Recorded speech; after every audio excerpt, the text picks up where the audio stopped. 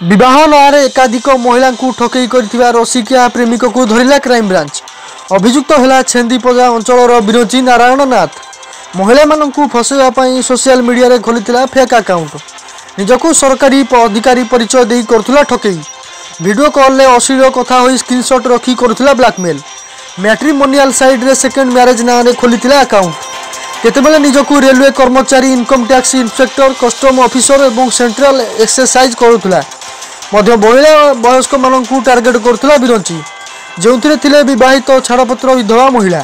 से matrimonial site रे विवाह करने को प्रस्ताव देउथिला। एपरिक जो महिला मानकर पिला छुआ थिले से निजर करने को कही निकटतर होउथिला। जो विवाह प्रस्ताव देउथिबा से चाकरी देवाई प्रतिश्रुति देउथिला। अनेक महिला मंदिर में विवाह करथिला विरंची। विवाह पर गुप्त कैमेरा रे अंतरंग मुहूर्तर वीडियो शूट करथिला अभियुक्त। आउ किछि महिला वीडियो कॉल में अश्लील कथा हो स्क्रीनशॉट रखी ब्लैकमेल करथिला। सेमानकु टंका सुना गहना मागुथिला विरंची। नदेले सोशल मीडिया रे वीडियो भाइराल करदेव कही धमक देउथिला। 2022 रे एने कटकर जने महिला क्राइमब्रांच रे अभियोग करथिले।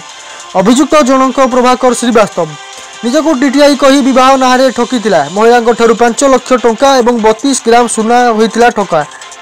केवल ओडिशा नुहे राजस्थान, पश्चिमबंग, महाराष्ट्र, मध्यप्रदेश, हरियाणा और दिल्ली रे तार नारे मामला तदंतर जना पड़ी।